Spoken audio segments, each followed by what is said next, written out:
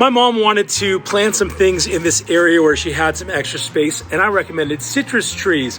So we went, we snapped up some citrus, and we are gonna set out to plant those today. I'm Cameron, welcome back to the Busy Gardener channel. In this video, I'm gonna walk through some of the things you wanna keep in mind as you are planting citrus trees in your yard. Let's get busy.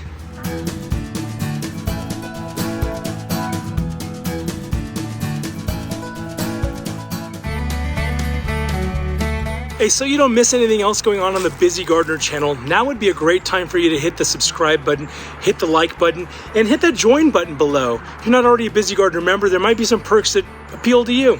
And at the end of this video, I'm gonna share with you 2 things that you wanna make sure you're doing for your citrus after you've planted it, so stay tuned for that. Citrus trees. I love citrus trees for the backyard, and the biggest reason for that is just how easy they are. Citrus trees can be pruned pretty much into any shape. They can be made into a hedge, or they can be treated as a tree. They're pretty pest resistant. I haven't run into really many things at all, aside from maybe some leaf miner and some different things. And so citrus trees are something that I recommend for a beginner backyard grower or somebody who's just not wanting to have to go out and deal with a lot of stuff. They're evergreen, so you're not picking up a ton of leaves all the time, and the fruit hangs for often weeks and weeks or even months in some cases. On top of that, the fruit is ripe in wintertime. And so in the zones that can grow at zones 9 through 11, where you can reliably grow citrus, it's a fantastic option. I recommend it kind of for anybody. Sometimes it's hardy down even to zone 7. You've got to kind of baby it, and there's really just some few varieties that'll work for you. But citrus is got a fan in me. And that's why when my mom was looking to plant some fruit trees in her backyard, citrus immediately came to mind. And so what we're doing back here is using some space that had some sort of other bush in here that died. There was another little scraggly rose bush over there that is really not doing stuff. It's like a climbing rose bush, but just sits there and just looks really sad. And then there's this other area right in the middle of this rock area that my mom wanted to use better as well. And I thought, why don't we put citrus in each of these places? Now, one reason why I opted for citrus over some other stuff, besides some of those benefits that I just mentioned, are because this area gets a little bit of shade. And whereas deciduous trees truly need full sunlight for most of the time, citrus can take and tolerate a little bit more shade than the others. So they won't grow well in full shade, but in dappled light, they can put up with it. And so that made it a really good option for right here. We ended up buying 3 citrus trees to plant. One was the Persian lime, sometimes called the bear's lime. Another is a Eureka lemon, which is gonna both be against this wall. We're gonna keep smaller. And the third is a Tango Mandarin. And that is seedless and beats the pants off of these taste tests. And so I thought that would be great in an area. Now, I decided to plant these 2 citrus against this wall because these are going to experience the greatest amount of shade. There's the least amount of sunlight in this area, and so I figured those that don't need to develop a lot of sugars and sweetness, the lemon and the lime, are going to do well in this. And we're opting to put the mandarin orange where there's going to be more sunlight because we want those sugars to really develop and give a really nice, tasty, sweet piece of fruit. So the first step is identifying where you're going to plant and begin digging a hole. One of the top considerations when it comes to planting citrus has to do with the type of soil that you're planting in. Here in San Diego, the soil can often be very clayish, whereas where I live, it's much more sandy. Citrus generally prefers a nice, well-draining soil, so like a sandy loam is fantastic for citrus. And what that's going to do for you is to determine your planting depth, depending on the type of soil that you have. The more clay that you have in your soil, the higher up you're going to need to plant your tree. So I'm going to explain what I mean by that. You figure your citrus tree, the soil level of this pot, the soil level is right here.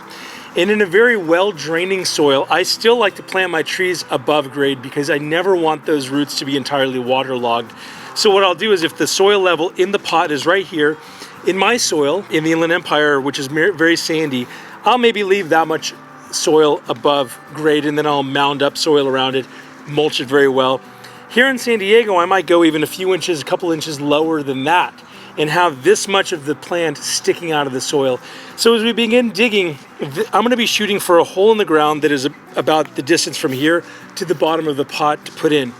Now, when it comes to amending the soil, previously people would say take and amend the local soil with some sort of organic material or some sort of fertilizer.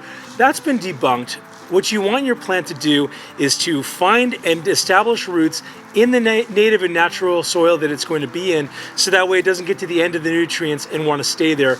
You want to encourage roots to go out and look for additional nutrients and really establish itself in that soil. And you can see how heavy this native clay soil is, and so this is the main reason why I want to plant that up a few inches above grade, is so that way it's able to send its roots out and not get bogged down by this kind of soil. Thankfully, my mom already has some irrigation here, so I'm just going to move that drip line out of the way, and I'm just going to dig the hole. Okay, that's looking pretty good, and so now I want to take this out and place it in the hole. But before I do that, what I want is to decide what direction I want the existing branches to go. Just imagine that this is going to continue growing in whatever direction it is, and so this is a good time to figure out how you want to place your plant. Now here we don't mind everything moving sideways because it's kind of a long planter here, and so rather than having this branch grow toward the building, I want to set it up so that it's growing in this direction and in the direction of the yard. So I'm going to put the plant in like this in this orientation. So be happy with how your eventual growth pattern is going to be. Now we've got our plant situated, we have it in the direction we're going to want it to go, and now it comes to take it out of the pot. And there's something important to consider as you're taking any kind of tree out of a pot, and that is you never want to be yanking on the plant by its trunk or pulling it out of the pot. If anything, you want to have gravity helping you, and then just using the trunk to assist that or to guide what's happening with it. Something I like to do is to hit the sides of the pot to loosen any soil from the sides of the pot.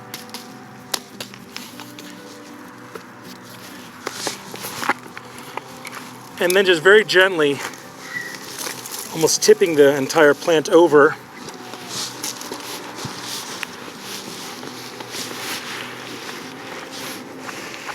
This is a very loose root ball, so this must have been a pretty recent plant transplant.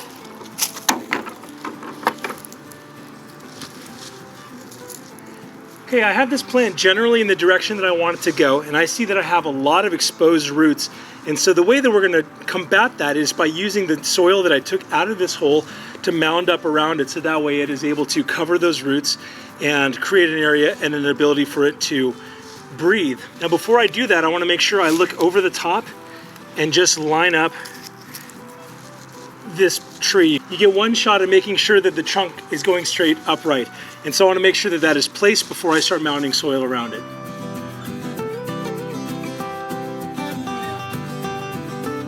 I already see some earthworms in this soil, so that's really good sign. So we have this thing planted a few inches above grade. We have the soil laid down around it. We're going to make sure we mound it up. I'm looking down over the top of it, and it seems that this tree is moving in the correct direction. So now there's an opportunity to just come in and to press down on the soil a little bit just to seat the tree really well. We have our tree situated in the ground. We've got the soil mounded up on it. Now it's time to water it in and mulch. Now the next thing to do is to mulch this. You want to make sure that you're using some type of wood chip mulch, a 2 to 4 inch layer of it. And what that will do is it will preserve the moisture in the soil. It's going to repel some of the heat, and so it's not going to bake the soil and stress the tree roots. It's going to then begin to break down and create a really wonderful environment for all of those tasty little creatures that like to make their home underneath the surface of the soil.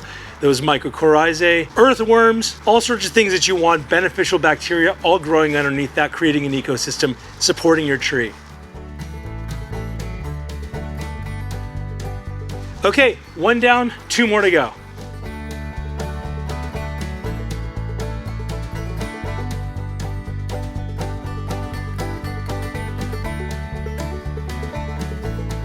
Well, we've got 3 citrus in, 1 lemon, 1 lime, and this tango mandarin. Although as we're looking at it, there is room for like a 2-in-1 planting here. So I think we're gonna go pick up another sweet citrus, maybe another mandarin or like a sweet orange or something like that. Okay, the 2 things you want to do for your citrus after you've planted it is 1, you want to paint the trunks with a quality whitewash.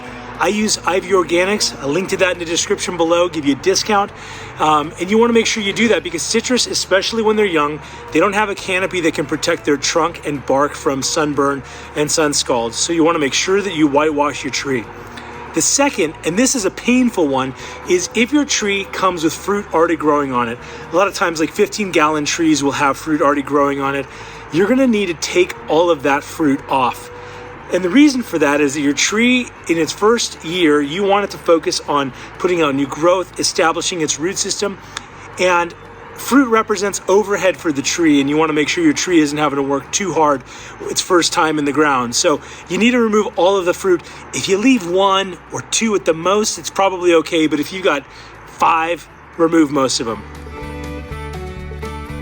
As you can see, planting citrus is not that difficult as long as you keep a few things in mind. I know it can feel intimidating to plant a tree, you want it to go well, but citrus is a really forgiving type of plant. So I encourage you to go out there and plant it. I think you can do it. Anyway, I appreciate you tuning into this episode of the Busy Gardener channel, where we planted these 3 citrus trees. And whether you got 1 citrus plant in your orchard or garden or 500, till next time, stay busy.